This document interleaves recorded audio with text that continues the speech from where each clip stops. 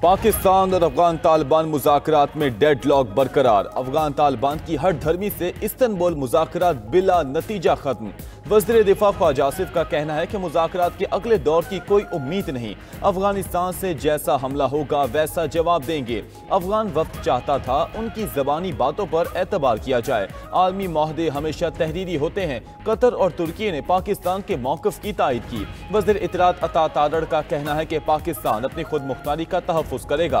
अफगानिस्तान अपनी सरजमीन से दहशतगर्दी पर काबू पाने का जिम्मेदार है। ताहम अफगान तालिबान अपने वादों की तकमील में नाकाम रहे हैं। पाकिस्तानी वफ्द इस्तांबुल से वतन वापस रवाना।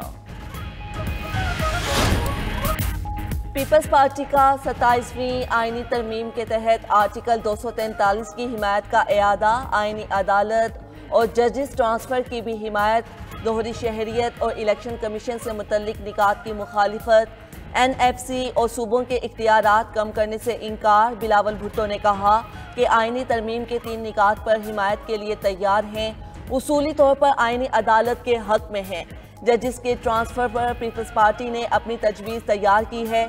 जजेस ट्रांसफ़र के हवाले से हुकूमत से राब्ते में हैं। दोहरी शहरियत के मामले पर मुजव्वज़ा तरमीम की हिमायत नहीं करेंगे। मिसाक जमहूरियत में शामिल दीगर निकात पर भी बात होनी चाहिए। आइन से तरमीम से सदर के इख्तियारात पर कोई फ़र्क नहीं पड़ेगा। देखेंगे मज़ीद की निकात पर इत्तेफाक हो सकता है।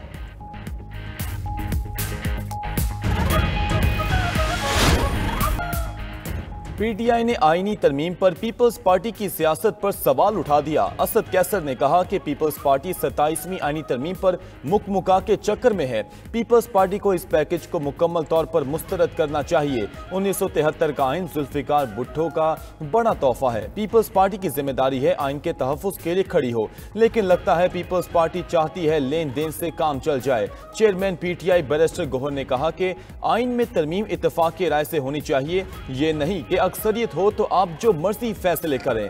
आइन पूरी कौम का डॉक्यूमेंट होता है। उम्मीद है पीर तक अपोजिशन लीडर की तैनाती का अमल मुकम्मल हो जाएगा।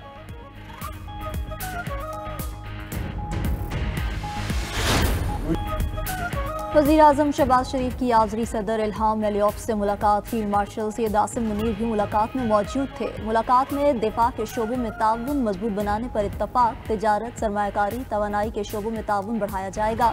वज़ीर आज़म की अज़रबैजान के सदर इल्हाम अलियौफ को दौरे पाकिस्तान की दावत। आज़री यौम फतह की तकरीब में शिरकत की दावत देने पर इजहार तशक्कुर किया।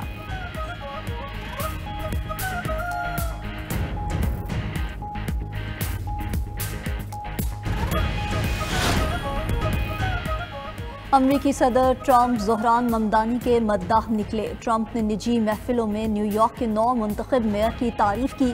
अमरीकी अखबार के मुताबिक सदर ट्रंप हालिया हफ्तों में ममदानी को इंतहा पसंद और कम्युनिस्ट करार देते रहे, मगर निजी महफिलों में ज़ोहरान ममदानी को बासलाहियत सियासतदान, होशियार और अच्छा गुफ्तगू करने वाला भी करार दिया।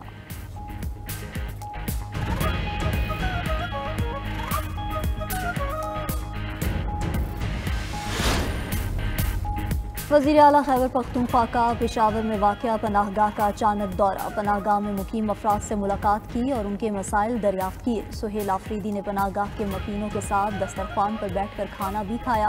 कहा कि सूबे के दीगर अजला में भी नई पनाहगाहें कायम की जाएंगी। वज़ीर आला ने पनाहगाहों के लिए दरकार फंड्स फौरी तौर पर फराहम करने का हुक्म दिया।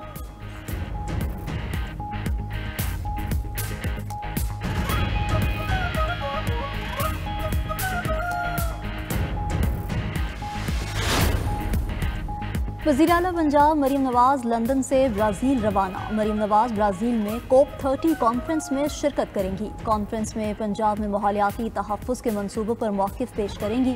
इससे पहले लंदन में गुफ्तगू करते हुए मरीम नवाज ने कहा कि स्मॉग में कमी और ख़ात्मे के लिए इक़दामात को दुनिया तस्लीम कर रही है। पहली बार पंजाब को COP30 में बाकायदा तौर पर शरीक किया जा रहा है।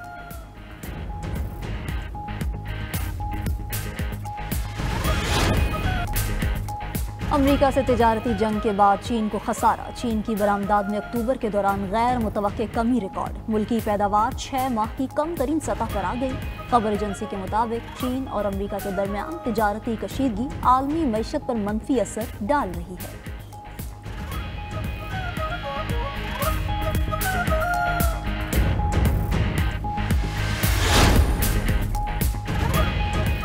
चीन ने जदीद एयरक्राफ्ट कैरियर फौजियान बहरिया में शामिल कर लिया। ये चीन का तीसरा जंगी जहाज़ है जो बरकी निज़ाम से तैयारे लॉन्च करता है। जहाज़ भारी हथियारों और ज़्यादा ईंधन वाले तैयारे लॉन्च करने की सलाहियत रखता है।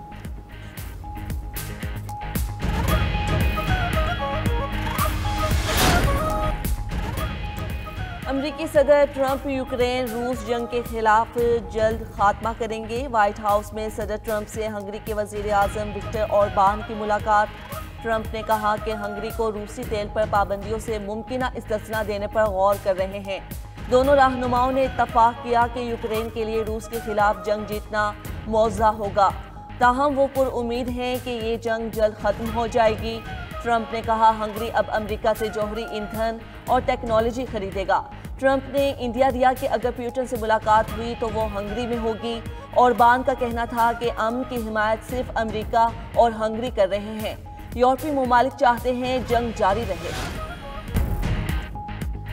तुर्की की अदालत ने इसराइली वजीर आजम नेतन्याहू के वारंट जारी कर दिए। वारंट नेतन्याहू समेत 37 अफराद के खिलाफ जंगी जराइम और गजा में नस्लकुशी पर जारी किए गए। कार्रवाई इस्तांबुल के चीफ पब्लिक प्रोसिक्यूटर की दरख्वास्त पर की गई, जिसके मुताबिक इसराइली हमलों में हजारों शहरी, खवातीन और बच्चे शहीद हुए।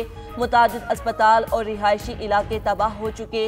अदालत ने कहा कि सबूतों से जाहिर होता है कि इसराइली हुकाम गजा में इंसानियत सोज जराइम और नस्लकुशी के जिम्मेदार हैं। अगले 2 हफ्ते में धुआं छोड़ती गाड़ियों का लाहौर में दाखिला बंद। लाहौर हाईकोर्ट का महकमा माहौलियात को पंजाब में आलूदगी का फैलाव रोकने के लिए सख्त इंतजामात करने का हुक्म। मोटरवेज पर गाड़ियों की लाजमी चेकिंग की हिदायत। अदालत का महकमा माहौलियात के अफसरों की गैर हाजिरी पर बरहमी का इजहार। कहा कि आलूदगी फैलाने वालों के खिलाफ फौरी कार्रवाई की जाए।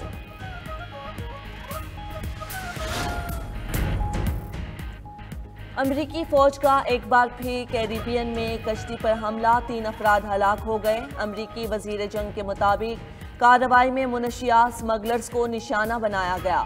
अमेरिका के कैरिबियन समुंदर में किए गए 17 हमलों में 70 अफराद हलाक हो चुके हैं।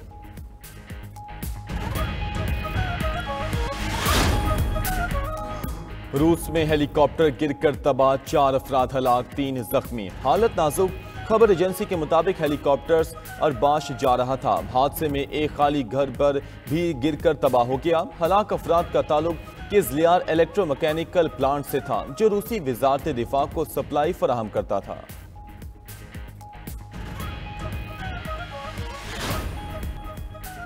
तूफान टीनो ने फिलिपाइन और वियतनाम में तबाही मचाकर कंबोडिया का रुख कर लिया। फिलिपाइन में शदीद बारिशों, तूफानी हवाओं और सैलाब से 188 अफराद हलाक हुए। वियतनाम में तूफान के बायस मुख्तलिफ हादसात में 5 जानें गईं। तेज हवाओं ने दरख्त और घर की छतें उखाड़ दी। हजारों अफराद ने स्कूलों और दीगर सरकारी इमारतों में पनाह ली। तूफान अब कंबोडिया और लाओस की तरफ बढ़ रहा है।